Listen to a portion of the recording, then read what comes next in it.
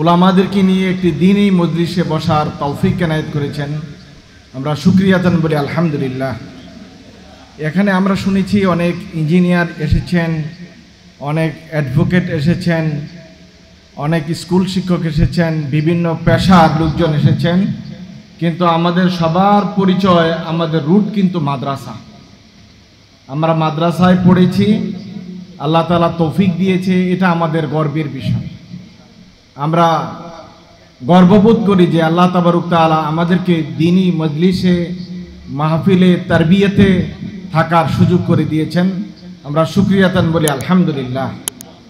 উলামায়ে কেরাম রিদওয়ানুল্লাহি তাআলা আলাইহিম আজমাইনদের মর্যাদা আল্লাহ সুবহানাহু ওয়া তাআলা খুব সংক্ষেপে বর্ণনা করেছেন। আল্লাহ তাআলা ইরশাদ করেছেন, ওয়াল্লাযীনা উতুল ইলমা দারাজাত, যাদেরকে ইলম দেওয়া হয়েছে, দ্বীনের জ্ঞান দেওয়া হয়েছে, তাদের অনেক অনেক মর্যাদা রয়েছে। আল্লাহ সুবহানাহু ওয়া তাআলা দারাজাত বলেছেন, বহু বচনে বলেছেন, এক বচনে বলেননি। তাহলে উলামায়ে কেরামদের মর্যাদা দুনিয়াবি, উখরাবি এবং উলামায়ে কেরামদের মর্যাদা বিভিন্ন স্তরে, বিভিন্নভাবে, বিভিন্ন সিস্টেমে, এই বিষয়টি আল্লাহ তাআলা আমাদেরকে বুঝাতে চেয়েছেন। সুতরাং উলামায়ে কেরামদের মর্যাদা এটি কোরআন স্বীকৃত, দ্বীন স্বীকৃত। নবী করিম সাল্লাল্লাহু আলাইহি ওয়াসাল্লাম যেখানে আপনাদেরকে ওয়ারাসাতুল আম্বিয়া বলে উল্লেখ করেছেন। মাসনাদে ইবনু আবি শায়বায় হাদিস বর্ণিত হয়েছে, হযরতে মুআজ ইবনে জাবাল রাদিয়াল্লাহু তাআলা বর্ণনা করেন, ইজলিস বিনা নুমিন সাআতান, আমাদের সাথে কিছুক্ষণ বসো, যতক্ষণ বসবে ততক্ষণ ঈমানের সাথে থাকবে। আমি বিশ্বাস করি যতটুকু সময় আপনাদের সাথে ছিলাম ততক্ষণ পর্যন্ত ঈমানের সাথেই ছিলাম, ততক্ষণ পর্যন্ত দ্বীনের সাথেই ছিলাম, ততক্ষণ পর্যন্ত ইসলামের উপরেই ছিলাম। আল্লাহ তাআলা এই সময়টিকে কবুল করুক, আমরা সবাই বলি আমিন। সম্মানিত ভাইরা, উলামায়ে কেরাম রিদওয়ানুল্লাহি তাআলা আলাইহিম আজমাইন তারা নিজেরাই প্রত্যেকে এক একটি আলোক পত্রিকা।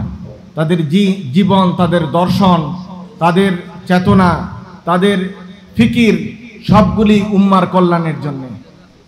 আল্লামা ইকবাল রাহমাহুল্লাহ বলেছিলেন, জগনু ভি এক পরওয়ানা পতঙ্গা, परवाना भी एक पतंगा, वो रोशनी का तालिब ये रोशनी सेरापा। উলামায়ে কেরামদের উদাহরণ হচ্ছে জোনাকি পোকার মতো, যে নিজের আলো তো আলোকিত হয়, অন্যকে আলোকিত করে।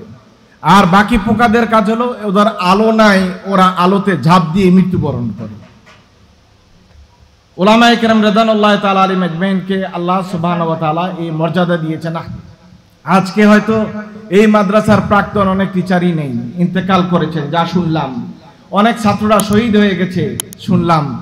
এটি আল্লাহ তাআলার ধারাবাহিক ব্যবস্থাপনা, যে আজকে কেউ থাকবে, কালকে কেউ থাকবে না। কবি এজন্যই সুন্দর করে বলেছেন, বদল যায় আগার মালি চমন হোতা নেহি খালি, বাহারে ফির ভি আতি হ্যায়, বাহারে ফির ভি আয়েঙ্গে। কোনো বাগানের পরিচর্যাকারী মালি হয়তো পরিবর্তন হয়ে যায়, কিন্তু পরিবর্তন হয় না বসন্তের। যখন বসন্ত আসে আবার ফুলে ফলে বাগান সুশোভিত হয়ে যায়। আমরা আশা করি এই প্রতিষ্ঠান, যেটা আগে একটি উদ্যান ছিল, এখান থেকে অনেক যোগ্য মানুষ বেরিয়ে গেছেন, এই ধারাবাহিকতা অব্যাহত থাকবে। অনেকে উষ্মা প্রকাশ করেছেন, অনেকেই ধারণা করছেন আগের মতো আর অবস্থা নেই। এটা আমাদের একার সমস্যা নয়, শুধু নৈয়ার মাদ্রাসার সমস্যা নয়।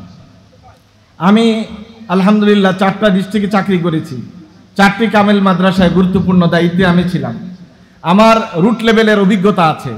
আমি জানি এক একটা মাদ্রাসা কতটা পেরেশানির ভিতর দিয়ে যায়।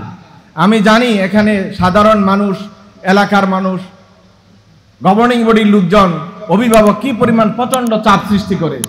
এখানে টিকে থাকা, রুটের উপর থাকা, নিয়মের উপর থাকা খুবই কষ্টকর কাজ। আপনারা সবাই হয়তো অনেক কথা বলেছেন, বর্তমানে ভালো পড়াশোনা হয় না।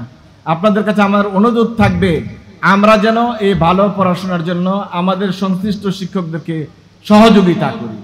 ওমর ইবনে আব্দুল আজিজ রাহিমাহুল্লাহ, তিনি যখন ক্ষমতায় আসলেন, একদিন খুতবা দিতে দাঁড়ালেন। লোকেরা সবাই বলল যে আপনার আমলটা ভালো যাচ্ছে না। এর চেয়ে ভালো আমল গেছে আমাদের ওমর ইবনুল খাত্তাব রাদিয়াল্লাহু তাআলা আনহু। ওমর যখন ক্ষমতায় ছিলেন তখন দেশ রাষ্ট্র ব্যবস্থা খুব ভালো ছিল। ওমর ইবনে আব্দুল আজিজ বললেন, হ্যাঁ, আপনাদের এই অভিযোগ শতভাগ সত্য, আমি আপনাদের সাথে একমত, তবে একটি জায়গায় আমি একমত নই। ওমর ইবনুল খাত্তাব রাদিয়াল্লাহু তাআলা আমলে যে জনগণ ছিল, যে পাবলিক ছিল, ওই জনগণগুলো ফেরত দেন। ওই জনগণ ছিল হযরত আবু বকর, ওসমান, আলী রিদওয়ানুল্লাহ তাআলা আলাইহিম আজমাইন। ওই জনগণগুলো ফেরত দেন, আর আমি ওমর ইবনে আব্দুল আজিজকে ক্ষমতায় বসান। আশা করি ওমর ইবনুল খাত্তাব থেকে ভালো চালাবো, খারাপ চালাবো না।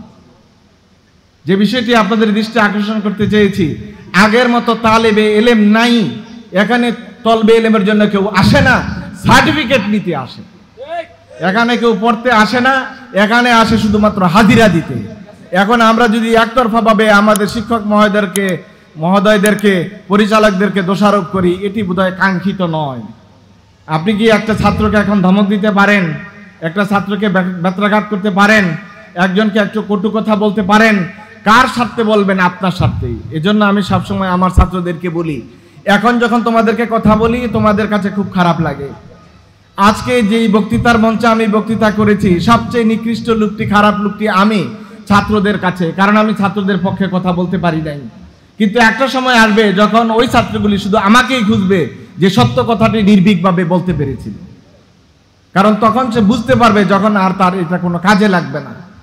সুতরাং আমরা একে অপরকে দোষারোপ না করি, আমাদের সম্মানিত শিক্ষক মণ্ডলীদেরকে শ্রদ্ধা রক্ষা করি, তাদেরকে সহযোগিতা করি।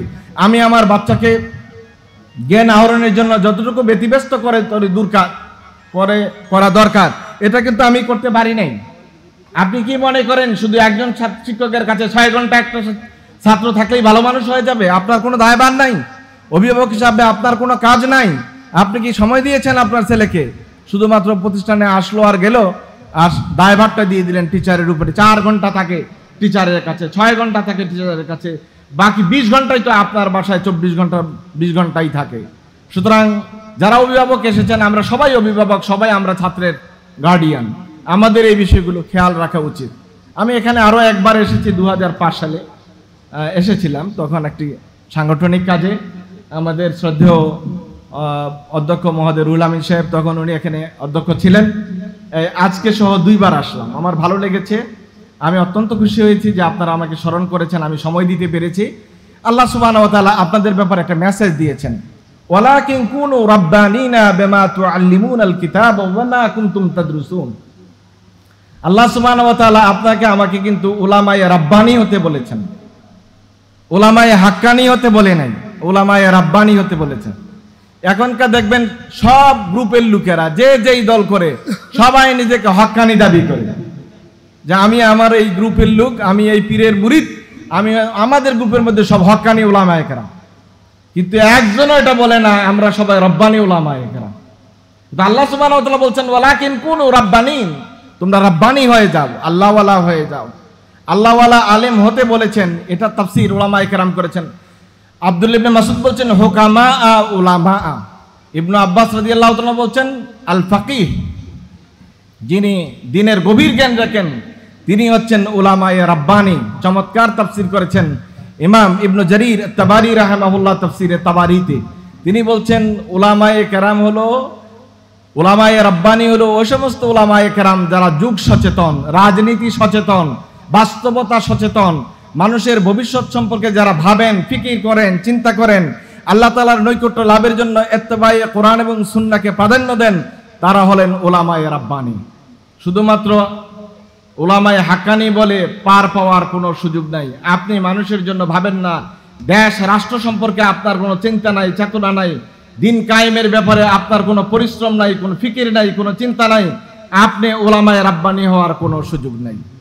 আমার হাতে সুযোগ নাই, সময় নাই। আপনারা সবাই পরিশ্রান্ত, ক্লান্ত, বক্তব্য শুনতে শুনতে আপনারা খুবই বিরক্ত হয়ে গেছেন, এজন্য আলোচনা দীর্ঘ করতে পারলাম না। শুধু এতটুকু আপনাদেরকে বলবো, এই আয়াতের তাফসীরটা সব আপনারা উলামায়ে কেরাম একটু ভালো করে পড়ে নেবেন, যেখানে ইবনে জারীর তাবারি রাহিমাহুল্লাহ উলামায়ে রাব্বানির পুরো সংজ্ঞা দিয়েছেন, আমাদের কি করা উচিত, কি করা উচিত নয়।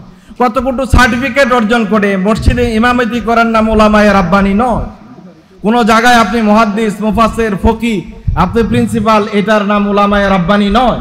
উলামায়ে রাব্বানি হলো রবকে খুশি করার জন্য আপনার কর্মপন্থা পদ্ধতি। ওটি যদি আপনি পরিশ্রম করে নিতে পারেন তাহলেই আপনি উলামায়ে রাব্বানী।